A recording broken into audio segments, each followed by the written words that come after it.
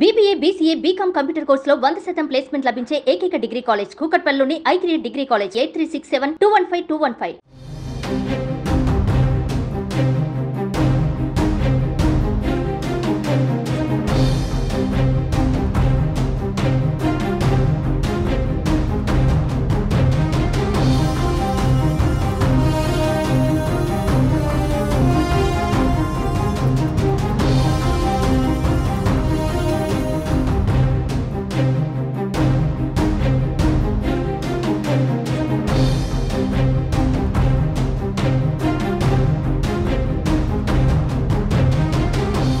AP రాజకీయాల్లో మరో కీలక పరిణామం చోటు చేసుకుంది. తాజా ఎన్నికల్లో ఘోర ఓటమి పాలైన వైసీపీకి అసెంబ్లీలో ప్రతిపక్ష హోదా కూడా దక్కలేదు. అయితే ప్రభుత్వం మాత్రం నిబంధనల ప్రకారం శాసనసభలో 10% సీట్లు సాధిస్తేనే ప్రధాన విపక్ష హోదా ఇస్తామంటోంది.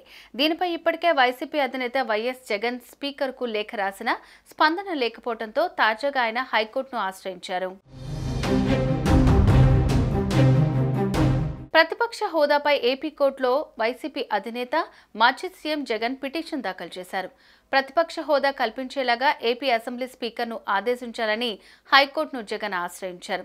తనకు ప్రతిపక్ష హోదా కల్పించాలని ఏపీ స్పీకర్ అయ్యన్న పాత్రుడికి ఇప్పటికే లేఖ రాశానని, అయినప్పటికీ ఏపీ ప్రభుత్వం పట్టించుకోవటం లేదని పిటిషన్లో వైఎస్ జగన్ పేర్కొన్నారు. ఈ నేపథ్యంలో జగన్ పిటిషన్పై న్యాయస్థానం విచారణ చేపడుతుందా లేదా, ఒకవేళ విచారించినా ఎటువంటి తీర్పు వెలువరిస్తుందనే దానిపై తీవ్ర ఉత్కంఠ నెలకొంది.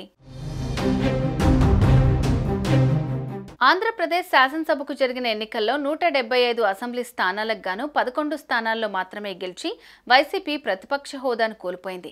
ఈ క్రమంలో వైఎస్ జగన్ నేతృత్వంలోని వైసీపీ రాష్ట్ర అసెంబ్లీలో ప్రధాన విపక్షంగా గుర్తింపు కోసం పోరాటం చేస్తోంది.